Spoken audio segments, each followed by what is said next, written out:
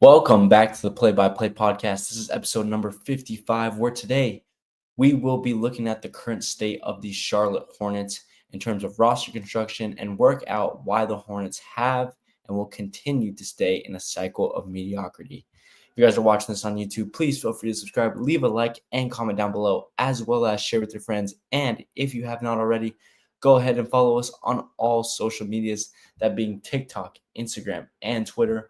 All of the ads will be down below, and there will be a bar popping up right here, where on those accounts you will get to see my instant reaction to breaking news, as well as always stay notified for whenever the podcast posts a new episode. And without further ado, the commentary of the Charlotte Hornets starts right now.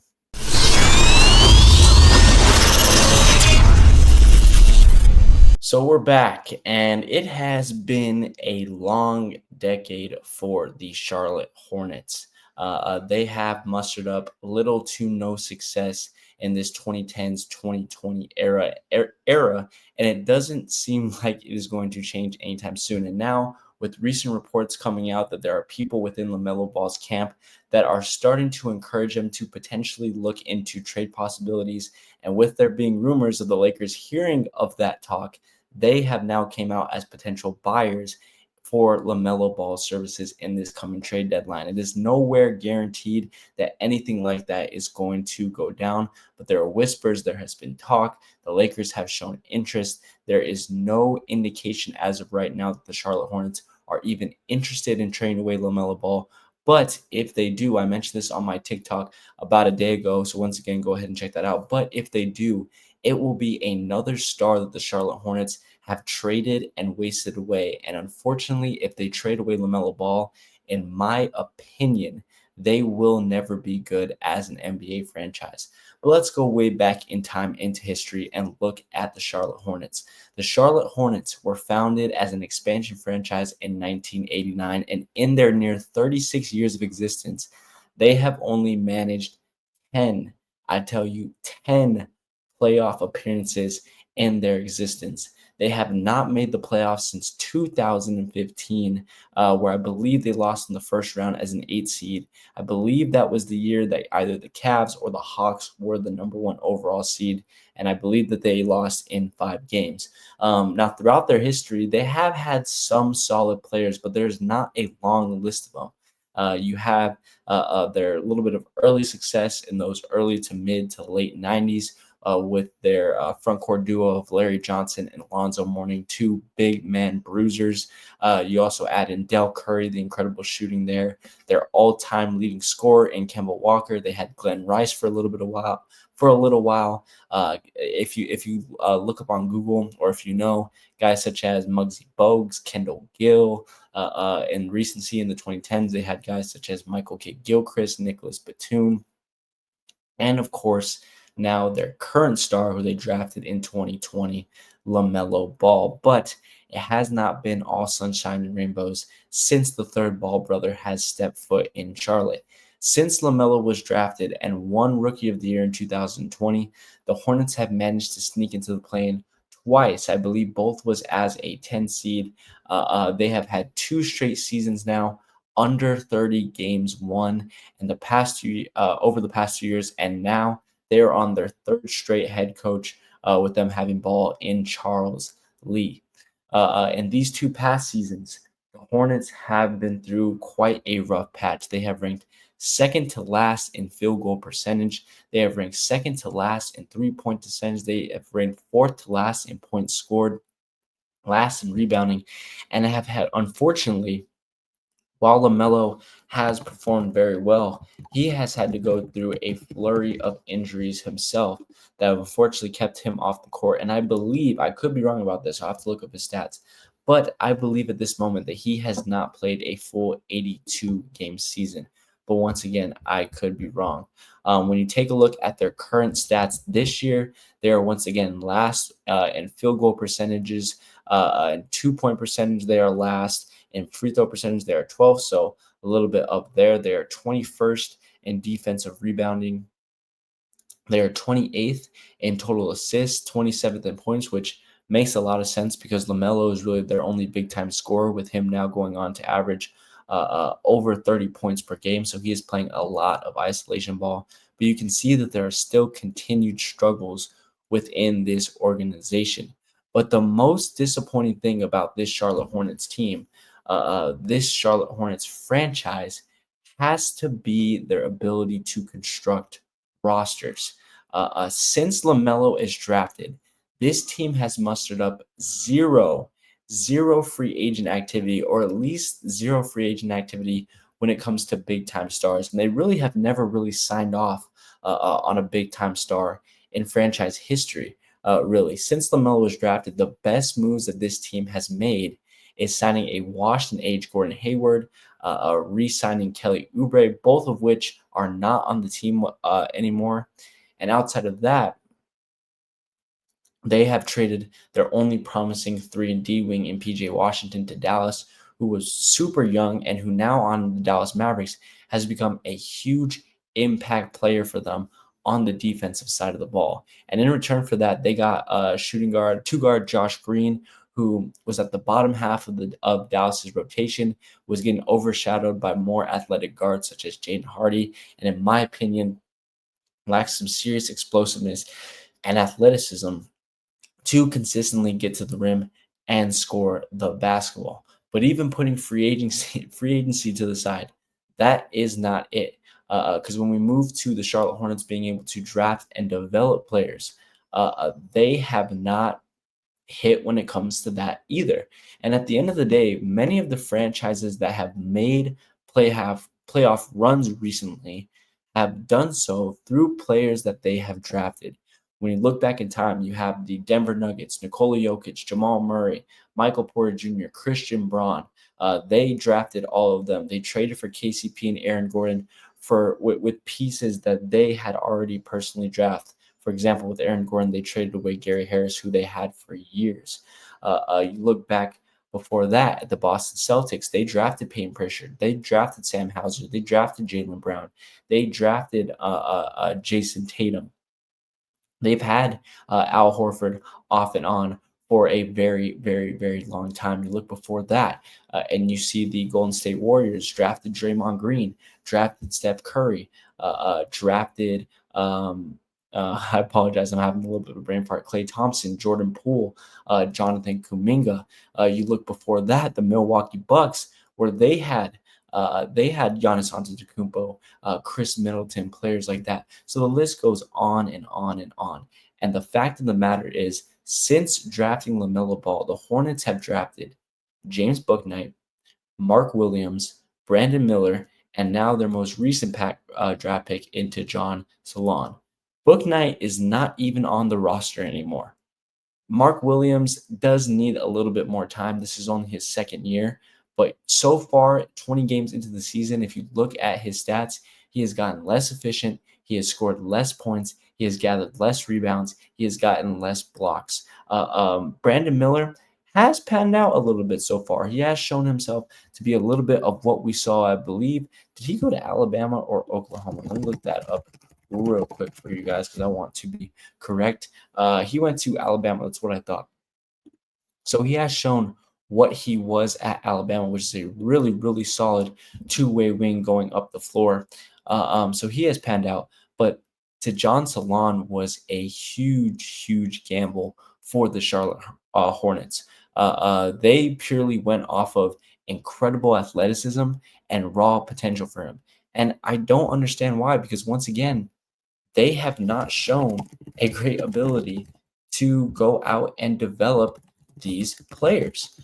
If you look out throughout their history, LaMelo Ball was already established coming out of Australia, playing professionally in Lithuania when he was barely a junior or senior in high school, going to a top academy at Spire Academy, playing with his brothers at Chino Hills. Kemba Walker was already highly, highly established coming out of college at UConn.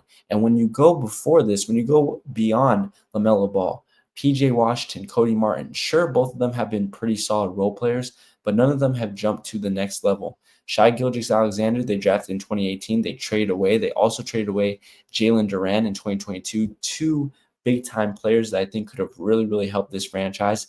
Malik Monk has only seen his better years in Sacramento as a bench player coming off of that and has developed over there. 2016, they traded Malachi Richardson away in 2016, 2015. Frank Kaminsky, very great athletic center coming out of Wisconsin. One of the people that helped Wisconsin make that deep, deep, huge run in March Madness. Did absolutely nothing with him. Noah Vonleh couldn't even shoot a basketball from outside of 15 feet. Cody Zeller, role player. Michael Kidd-Gilchrist, role player. Somebody that could not develop his jumper with the Charlotte Hornets. Gerald Henderson, role player. DJ Augustine, role player, career role player. So, and another thing about this is when you look through this, let's go back a little bit before LaMelo. Washington was picked number 12 in the first round. Malik Monk was picked number 11 in the first round.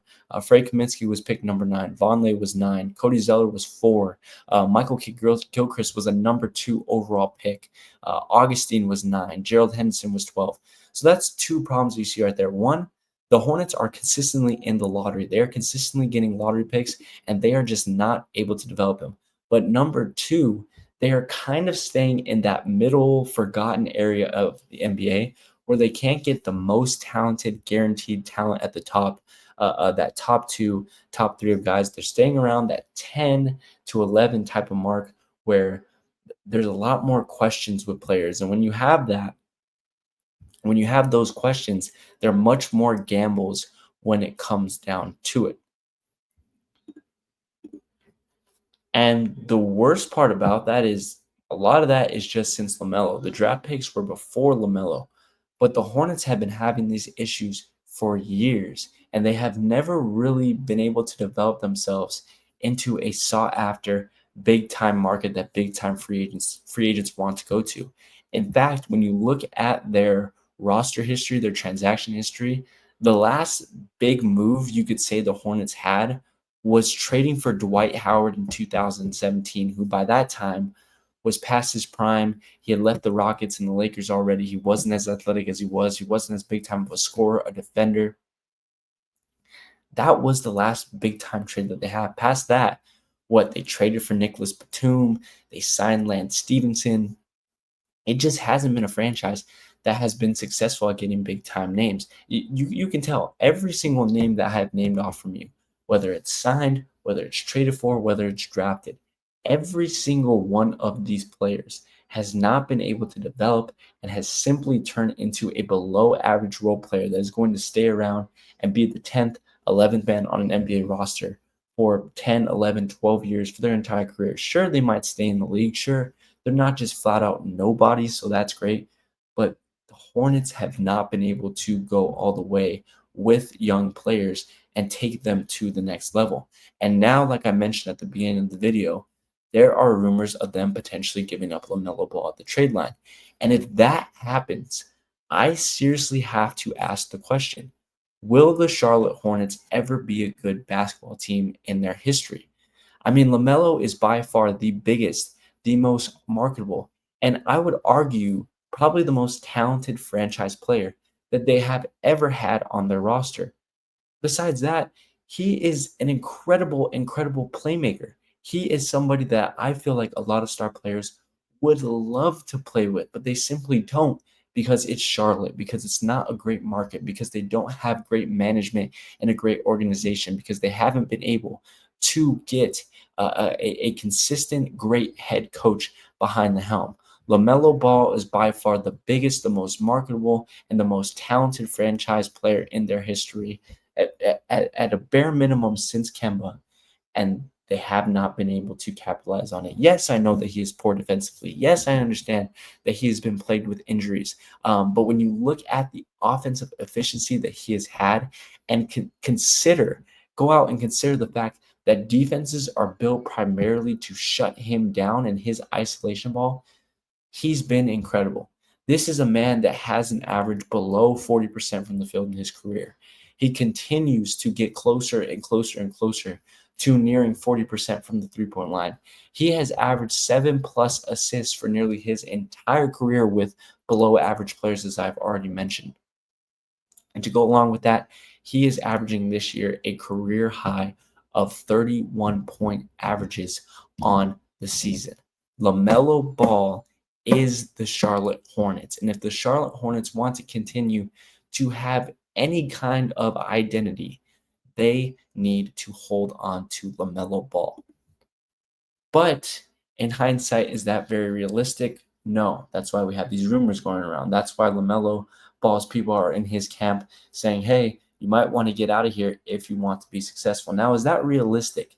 I'll be honest, probably not. Because despite the Hornets sucking, LaMelo Ball is not in a terrible situation at all. He is the star player, the face of a franchise, whether they're bad or not. And he gets to do literally whatever he wants. And if he is able to stay on the roster until his next contract expiration, he is likely going to be set to make a super max extension. So why would he leave? Obviously, for me right now, that does not seem realistic, but maybe something kicks into him. He really wants to start winning. He wants to go to a contender. He wants to go to a bigger market to market himself and grow his name, like the Los Angeles Lakers. So what would that look like? What are the trade packages that you could potentially get for LaMelo Ball? And the bigger question, does he help you win? Does he help you get closer to a championship? I think you're going to be surprised for my answer. So the first trade package that I have on the board, I have two total on my board. The first one is obviously with the rumored team, that being the Los Angeles Lakers. Now, the question that I have for the Lakers and the question that I have considering for the Hornets is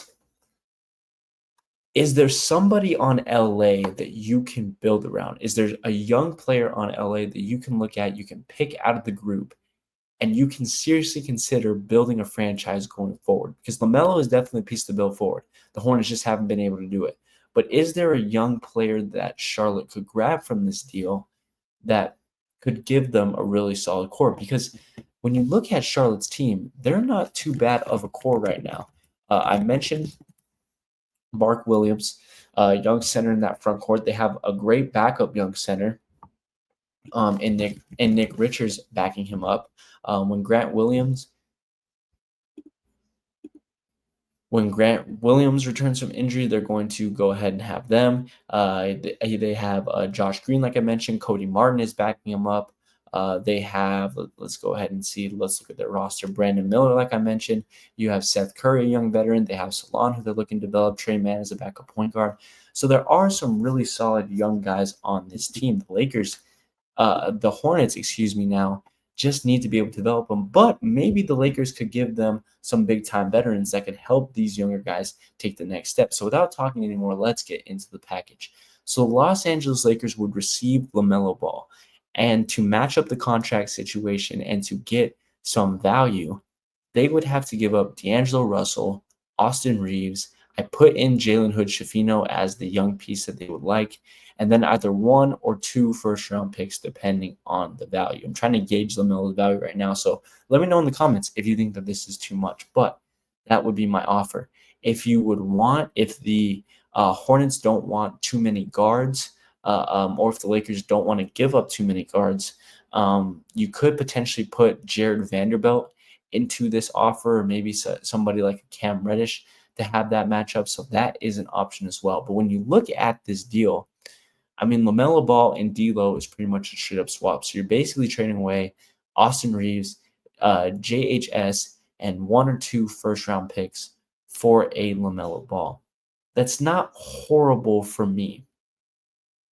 The Lakers would have some definitely some defensive deficiencies in their backcourt, but you have LeBron and AD in that front court going along with guys. Excuse me, I have a cough. Going along with guys such as, like I mentioned, guys such as Jared Vanderbilt and whatnot. You have Rui Hachimura, who has stepped in as a pretty solid rim protector. I believe they have Bobo on the roster too as well. So you do have some defensive capabilities in the front court that could patch that up. You get a 30 points per game scorer, but in my opinion, this would take a little bit of the load off of LeBron, because LaMelo Ball can now have the ball in his hands pretty much the entire time, work out the pick and roll with Anthony Davis, and you could really just tell LeBron, attack off of late backside closeouts, back cut, We're going to find you on the back cuts. LaMelo Ball is going to be able to play make, pass the ball really well, and just rely on playing defense on the other end and scoring. Don't have to play make as much as you are right now. You don't have to create your shot as much right now. Allow these younger guys, Anthony Davis and LaMelo Ball, to create your shot and kick out to the outside, and then you can slash, you can shoot, you can cut off the backside, and you can get to the rim. Doesn't sound like a bad idea for LeBron James at 40 years old. The question is it the right fit? Because again, LaMelo is very unselfish, but my question is, would he still play the same in the Lakers system? And on the other side of things, is this enough, or is this a solid core for the Hornets to really build off of? Because D'Lo is already aging. Reeves is 26, so you still have a little bit of time to work off things with him, but you would still really need a real true point guard. And I think that Jalen Hood-Schifino at this moment in time is still a couple years. So in my opinion, the Hornets definitely do get a lot worse with this trade, which you might think, what the heck do they want to do? But in my opinion, with Jalen Hood-Schifino, you set back the clock a little bit and give this roster a little bit more time, which I think is something that could in the end benefit them. Because like I said, Salon is a 3-4 year project. Brandon Miller, by the time that he gets to the point that they want him to, which in my opinion could be like a Kawhi Leonard type of player, that's going to be in the next 3 to 4 years. Josh Green, Mark Williams, Nick Richards, guys like that. These are all going to be guys that are going to take 3 or 4 years. LaMelo is great now. LaMelo is a great ball player and playmaker now, but the timeline does not really match up. Yes, of course, he is super young and he can continue to grow, but is LaMelo Ball going to get really that much better over the next 2 or 3 years? Is there anything that he can really improve in his game really well outside of getting more efficient and playing better defense? Not too sure. So this would really set the clock back for them. It would give them a big-time scorer with Austin Reeves, and then Jalen Hood-Schifino could potentially take over the offense, set the clock back, and reset the Hornets' timeline. Although it does frustrate me a little bit that the Hornets are going to be resetting again. That's why this trade, on the surface, you look at it and you're not sure if it makes a whole lot of sense. While there has been rumors, while there has been interest, you're kind of iffy if it helps either side. Now, the second team that I have in mind, and this is a team that I actually like a little bit more in this deal, and that is the Orlando Magic. The Orlando Magic, in my opinion, are missing one huge thing to take them to the next level, and that is a true playmaking point guard. Jalen Suggs is very much that thumper, that two guard, that scores the basketball really well, that plays great defense, but is not a primary ball handler, is not an amazing shot creator, and is not somebody that's going to be able to play make and pass the ball for his teammates. Cole Anthony is definitely not that. So what you're seeing with Orlando, which is very interesting, is Franz Wagner and Paulo Banchero are really their primary and secondary ball handlers, and they are making most of their playmaking just based off of the perimeter and off of Paulo coming off the block. Now, if you were to add somebody like LaMelo, LaMelo will be able to bring the ball up. LaMelo will be able to work within the pick and roll with Paulo Banchero. He will be able to distribute to the outside to guys such as KCP, guys such as Jalen Suggs shooting the ball really well, Gary Harris and whatnot. And I do think that Orlando has enough defensively to go ahead and make up for LaMelo. So if you put LaMelo into the Magic's lineup, guard-wise, you would put him next to Jalen Suggs. You would put him next to Gary Harris. In that, you would put him next to Kentavious Caldwell-Pope. And then in that front court, you would have guys such as Jonathan Isaac, Gogo Bidzadze, Maurice Wagner. You would have Paulo Banchero protecting the rim. You have Wendell Carter Jr. still. You still have young Jet Howard. You have a lot of great rim protection and perimeter defense that could actually aid LaMelo Ball and help those defensive efficiencies. But the question is, what do you give up? So to match the contracts, the Orlando Magic would have to give up Cole Anthony, Franz Wagner, and then in my opinion, they would give up one of their two young guys, that being either Jet Howard or Anthony Black. Now, seeing as the Hornets have Nick Richards and Mark Williams, seeing as they are losing LaMelo Ball, and seeing as Cole Anthony is really just in here for the contract just as a filler, I think that the Hornets would be super interested in taking over for Anthony Black. So it'd be those three players, Wagner, Black, and Anthony, and then I added in a first-round pick. I think you could even add in two if you really wanted to.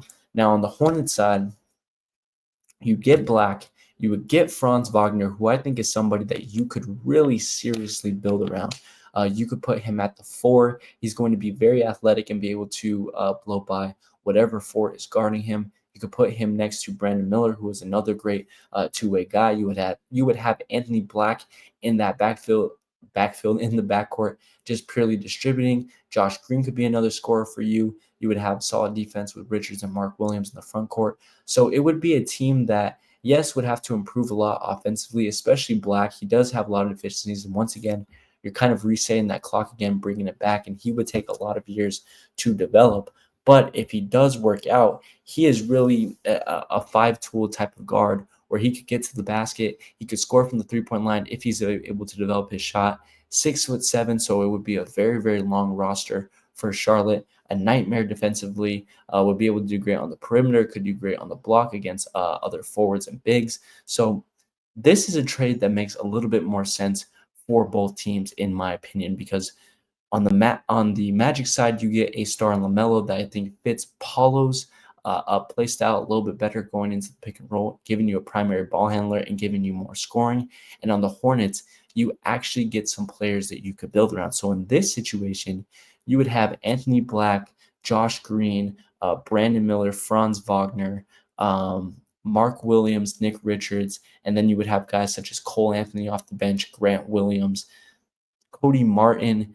That's a pretty solid lineup going forward, and another solid lineup that, once again, in 3, 4, 5 years could potentially contend in the East. But once again, it comes down to the Hornets. It comes down if they are able to develop Anthony Black, if they're able to develop to John Salon, who I did not even mention in that lineup. So that's an 8, 9, potentially even 10-man rotation that the Hornets could have if this all goes through. But can you develop to John? Can you develop Anthony Black? Can you not stifle Franz Wagner? Can you continue to develop Mark Williams and Nick Richards into the rim protectors that you have? At the end of the day, the Charlotte Hornets can get any amount of value that they want for LaMelo Ball. But at the end of the day, it is going to be on their management, their franchise, their coaching staff to go out, get the job done, and develop players to make them better. And if they can get that down, they can be scary. If not, they are going to continue to be mediocre for the rest of their franchise's history. And I would reckon that bigger markets that are coming into the league in this next year or two's expansion draft, teams such as Vegas, Seattle, if those two cities get expansion, I would bet my money that those two franchises would contend for a championship and potentially even win a championship before Charlotte. And that's crazy because Charlotte has been in in existence for 30 plus more years. And that's all I have for you guys today. Thank you guys so much for joining in on this episode. Leave a comment down below. Let me know, what do you think about the current slate of the Charlotte Hornets? Should they trade away LaMelo Ball? And probably an even more important question, would that help them? And who would you see as a possible trade partner? If you guys are watching this on YouTube, please feel free to subscribe, leave a like, and comment down below. And feel free to share with your friends. And if you haven't already, please feel free to follow us on all social medias, that being TikTok, Instagram, and Twitter. All the ads will be down below, and there will be a bar popping up right here. And without further ado, this was the Play by Play podcast. Thank you guys for your support and tuning in, and I will see you guys on the next one. Peace.